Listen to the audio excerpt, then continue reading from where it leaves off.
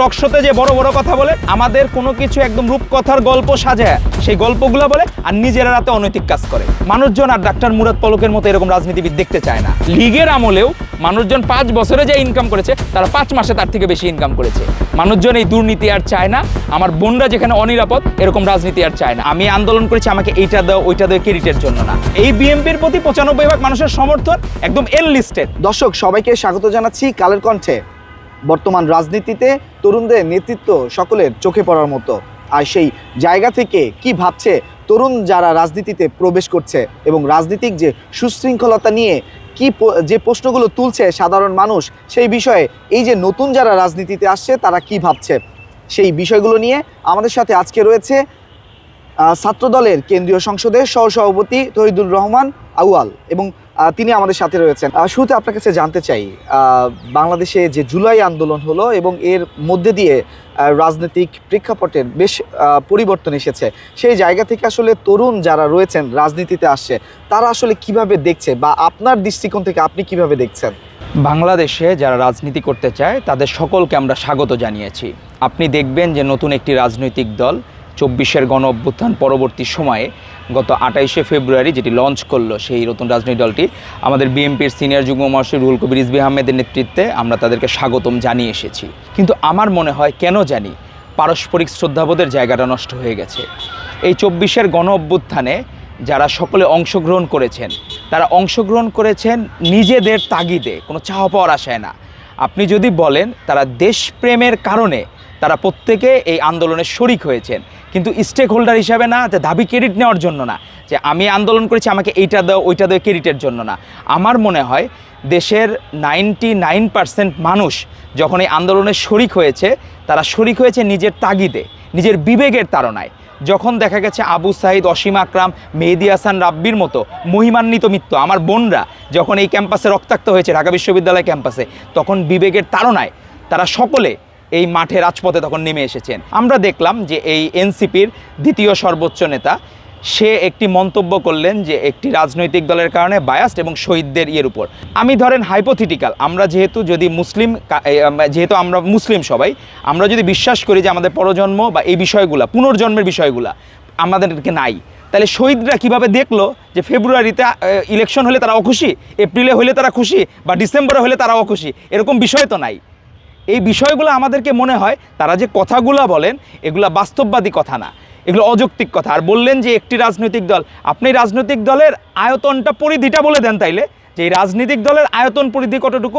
আপনাকে শুধুমাত্র আমরা বলতে চাই যে গত বছরের 7ই জানুয়ারি যে ডামি নির্বাচন হইল, সেই নির্বাচনে মানুষজন 95% মানুষ ভোট কেন্দ্রে যায় নাই।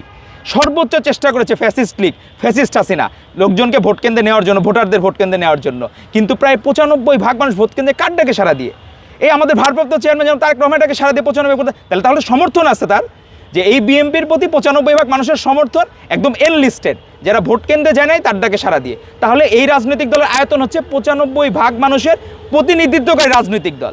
আপনি যখন কথা বলবেন যে একটি রাজনৈতিক দল, আপনি উল্লেখ করে দিবেন যে 95% ভোটারের যে সমর্থনকারী বা 95% ভোটারকে ওন করে, সেই রাজনৈতিক দলটির নেতা এই কথা বলেছেন, বা এই নেতার সাথে আমাদের প্রধান, অন্তর্বর্তীকালীন প্রধান, সরকার প্রধানের দেখা হয়েছে, এটা একটু মেনশন করে দিবেন।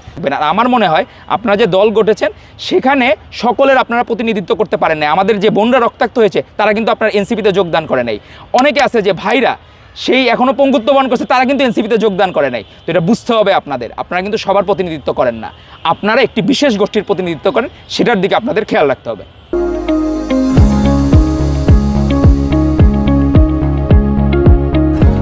আমরা যেমনটা দেখতে পাচ্ছি যে তরুণ যারা এখন রাজনীতিতে আছে, সেটা যে দলই হোক না কেন, আমরা দেখতে পাই যে সামাজিক যোগাযোগ মাধ্যম থেকে শুরু করে গণমাধ্যমে প্রায় সময় এসে থাকে যে বিভিন্ন কর্মকাণ্ডের সাথে তারা জড়িয়ে পড়ছে। সেটা হতে পারে অর্থ কেলেঙ্কারি, হতে পারে বিভিন্ন অনৈতিক প্রস্তাব, হতে পারে সেটা চাঁদাবাজি, বিভিন্ন ধরনের। এই জায়গাটি থেকে আসলে আপনি কিভাবে দেখছেন, আসলে তরুণরা যদি এভাবেই রাজনীতিতে এসে এরকম কর্মকাণ্ডের সাথে জড়িয়ে যায়, সেই জায়গাটি আসলে কিভাবে আপনি মূল্যায়ন করবেন? ধন্যবাদ আপনাকে।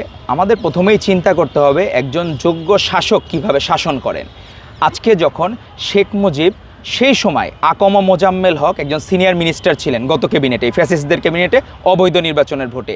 সেই আকম মোজাম্মেল হক কিন্তু সেই আপনার 75-এর আগে তার কিন্তু ধর্ষণ মামলা ছিল একদম, সেখানে আর্মি পর্যন্ত ইনভলভ ছিল, কিন্তু শেখ মুজিব কিন্তু তাকে শাসন করেন নাই। এজন্যই কিন্তু শেখ মুজিব এবং আওয়ামী লীগের মানুষজন মনে করে যে সকল খারাপ মানেই হচ্ছে আওয়ামী লীগ। তো আমরা দেখলাম এই নতুন রাজনৈতিক দলের একটি বিষয় দেখলাম গত কয়েকদিন ধরে সামাজিক যোগাযোগ মাধ্যমে, এটি দুঃখজনক। এবং যে ভুক্তভোগী সে তাদের পার্টির সর্বোচ্চ নেতাকে, তাদের আহ্বায়ককে নাহিদ ইসলামকে বলেছে, তার বিষয়ে অভিযোগ করেছে সারোয়ার তুষার নামে একজন ব্যক্তির নাম শুনলাম। এখন হয়ে গেছে বিষয়টা হচ্ছে কি যে চোরের মার বড় গলা। এই বিষয়টা কখন হয়? ডাক্তার মুরাদরা যখন ছিল, পলকরা যখন ছিল, তারা বড় নীতি কথা বলতো এবং সবচেয়ে খারাপ কাজ তারাই করতো। তো এখন দেখতেছি আমরা তার টক শোতে যে বড় বড় কথা বলে, আমাদের কোনো কিছু একদম রূপকথার গল্প সাজায় সেই গল্পগুলো বলে আর নিজেরা রাতে অনৈতিক কাজ করে। তো বিষয়টা এক অদ্ভুত বিষয় যে আমরা অনৈতিক বললাম কি, একটা মানুষকে যখন কুপ্রস্তাব দেওয়া হয়, এরকম 100 কুপ্রস্তাব দিলে একটা ঘটনা মানুষ জানতে পারছে, তাহলে এরকম হাজার ঘটনা আছে। তো আমরা চাবো না বাংলাদেশের মানুষ যে নতুন রাজনৈতিক পরিবেশ তা চায় না যে সেই ফ্যাসিস্ট ছাত্রলীগ, নিষিদ্ধ ছাত্রলীগ যে আচরণগুলো করেছে, তারা ছাত্রদের প্রতি সেই আচরণগুলো তারা আবার করুক।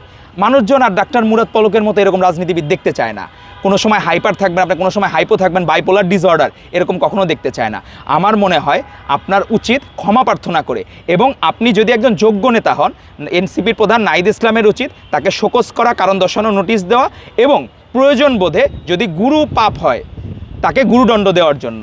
তো সেই জায়গায় তাদের বিষয়, তাদের রাজনৈতিক বিষয়। তবে আমরা একজন সুনাগরিক হিসাবে আমরা একটা রাজনৈতিক দলকে ওন করি, কিন্তু আমরা একটা সুনাগরিক হিসেবে প্রত্যাশা করতে পারি যে তারা যাতে এই বিষয়গুলোতে আরও কঠোর হয়, যেটি বিএমপি হয়েছে। আপনি চিন্তা করেন যে ক্যাবিনেট মিনিস্টার ছিলেন বুলু ভাইয়ের মতো মানুষ, অনেক সময় মানুষের ব্যাপার কথাবার্তা হয়ে যায়, তাকেও কিন্তু শোকজ করা হয়েছে। এটি কিন্তু একটি দৃষ্টান্ত। তো সেই জায়গায় আমার মনে হচ্ছে তারা ওই জায়গা থেকে সরে আসছেন। এখানে দেখেন আপনারা ছাত্র প্রতিনিধিরা কখনোই 52-র ভাষা আন্দোলন, 71-এর মুক্তিযুদ্ধ, 90-এর গণ অভ্যুত্থান, কোনো জায়গায় কিন্তু তারা প্রতিনিধিত্ব করে নাই সরকারে। এই প্রথম 24-এর গণ অভ্যুত্থানে এসে তারা কিন্তু প্রতিনিধিত্ব করার দাবি জানিয়েছে, কিন্তু সেখানেও কিন্তু ইস্যু আছে। তাদের অন্তর্ভুক্ত যে মিনিস্ট্রি, সেই জায়গায় করাপশন সবচেয়ে বেশি হয়েছে। লীগের আমলেও মানুষজন 5 বছরে যে ইনকাম করেছে, তারা 5 মাসে তার থেকে বেশি ইনকাম করেছে। মানুষজন এই দুর্নীতি আর চায় না। আমার বোনরা যেখানে অনিরাপদ, এরকম রাজনীতি আর চায় না।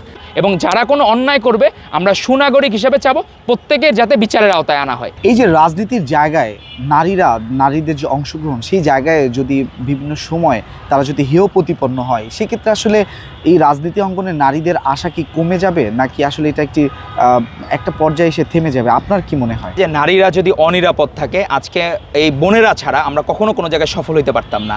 আজকে এই বোনরা সেই নেতৃত্বের অগ্রভাগে ছিল বলেই আমরা 24-এর গণ অভ্যুত্থান সফল করতে পেরেছি।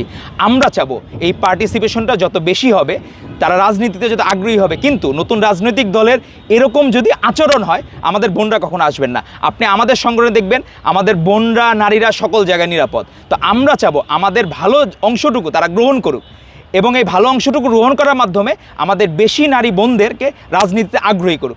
আমরা দেখলাম শাহবাগে তারা মিছিল করতেছে, একটা লিপ্ত ধরে জবাই করে। রাষ্ট্রের দায়িত্ব না, কাউকে দায়িত্ব দেয় না নাগরিককে আপনি কাউকে ধরে জবাই করবেন।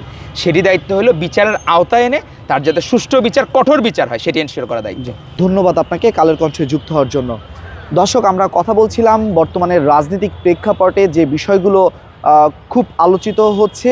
বিভিন্ন রাজনৈতিক দলের যারা ছাত্র সংগঠন রয়েছে বা রাজনৈতিক দলগুলোর যারা বিভিন্ন পদে রয়েছে, তাদের বিভিন্ন কর্মকাণ্ডে কিন্তু বেশ সমালোচনার মুখে পড়তে হচ্ছে দলগুলোকে।